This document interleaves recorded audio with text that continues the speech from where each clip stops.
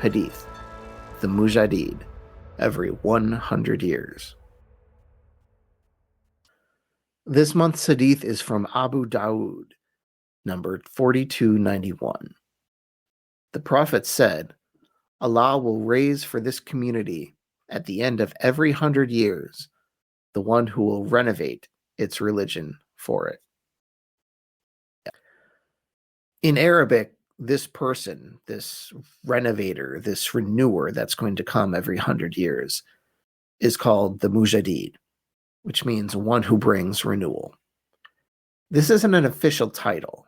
There are no officially sanctioned Mujaddids, and who the Mujaddid is for each Islamic century is open for debate, usually among historians. These people tend to be great scholars like Al-Ghazali or Ibn Taymiyyah, but not everyone sees it this way, this typical Mujaddid as the sober Islamic scholar. Some people view this figure in much more dramatic terms, looking for a political figure or a warrior, someone who shakes things up and renews Islam, by violence if necessary. And this was certainly the case for the most recent Islamic century. Just to clarify a few things here. The Muslim year is a lunar year, which is a bit shorter than a solar year. Therefore, a Muslim century is not 100 years as we know it. It's roughly 97 years. The latest Muslim century began in November 1979.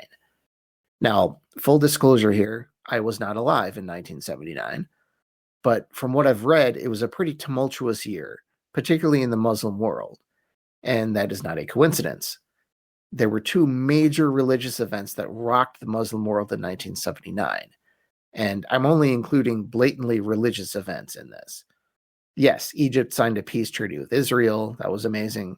Pakistan executed its prime minister. The Soviets invaded Afghanistan. Saddam Hussein rose to power.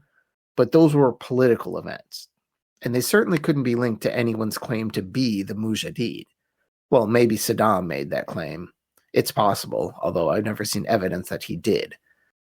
But really, what are the odds that a secular sociopath like Saddam Hussein would ever be considered a Mujaddid? It's laughable on its surface, even if he did think he was going to be the next Saladin.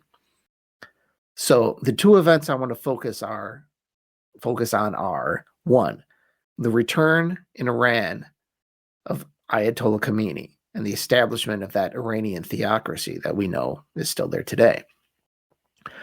And number two, the storming of the Grand Mosque in Mecca. So first we'll go with Ayatollah Khomeini and what happened in Iran in 1979. The Shah, the previous autocratic ruler of Iran, complete with a creepy secret police and the whole authoritarian works, was not known as a very good Muslim. It wasn't just his extravagance and, let's face it, theft of Iranian treasure. It was his forced secularization of Iran, and that really laid the groundwork for the Iranian Revolution. He banned the Muslim head covering. He secularized the schools. He forbade the clerics from wearing traditional garb, and even licensed a liquor store in the holy city of Qom. The idea was to turn Iran into a great Western-style power. He wanted Tehran to be a new Paris. It wasn't crazy, actually. Ataturk had done this in Turkey following the collapse of the Ottoman Empire. But Iranians are not Turks, and this was not 1920. But the Shah was a pretty aloof and a clueless guy. He didn't have any idea what the Iranian population was capable of, and he certainly didn't give any thought to the coming new Islamic century. Now, this was all great news for Ayatollah Khomeini, who rode a popular wave of discontent and surprising indifference from the Carter administration here in the United States to displace the Shah. Khomeini became the supreme leader of Iran on December 3rd, 1979, less than 2 weeks into the start of the new Muslim century.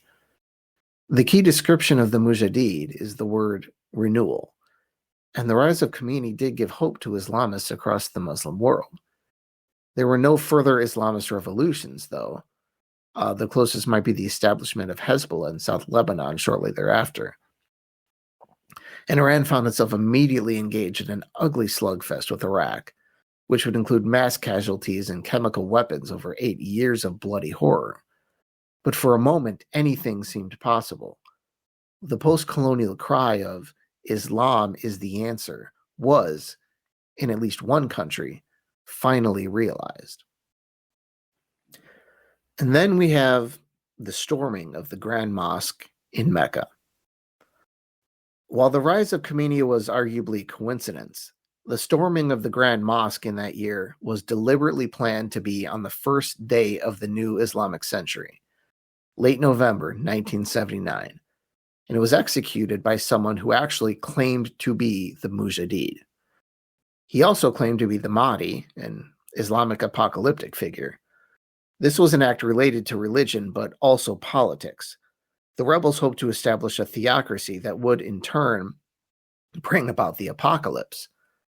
Just for the record, even at this time, the Quran was the constitution of Saudi Arabia, I believe.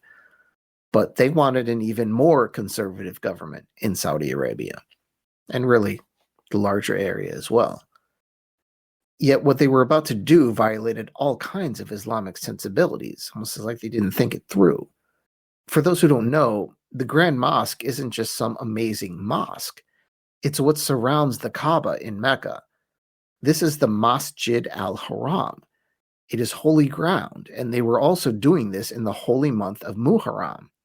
Even Muhammad's opponents in the early days of Islam hesitated to violate these things, and those were pagans. Anyway, the rebels planned to seize the mosque, take hostages, and take down the government. Really, it was a dumb plan, full of wishful thinking rather than any actual political planning. But the movement was full of zealots and students from Saudi seminaries and things like that.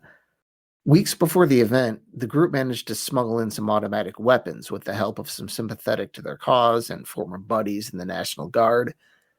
They seized the mosque before the first morning prayer of the new year, killing the local policemen and seizing pilgrims as hostages. And this was no small group of militants. We're talking around 500 people. What followed was a 2-week siege, and the Masjid al-Haram slowly turned into the Alamo from American folklore. The Saudis even enlisted French help with this, with a twist.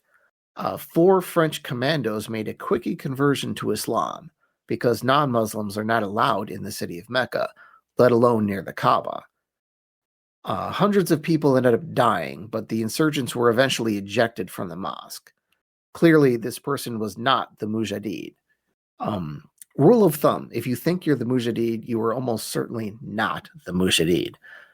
But the fake Mujaddid and his disciples certainly had an influence. Some of their initial demands, like the suspension of oil shipments to the United States, the removal of all foreign military advisors from the Kingdom of Saudi Arabia, it did sound an awful lot like Osama bin Laden's demands a couple of decades later. And in a way, this event did change Islam in Saudi Arabia.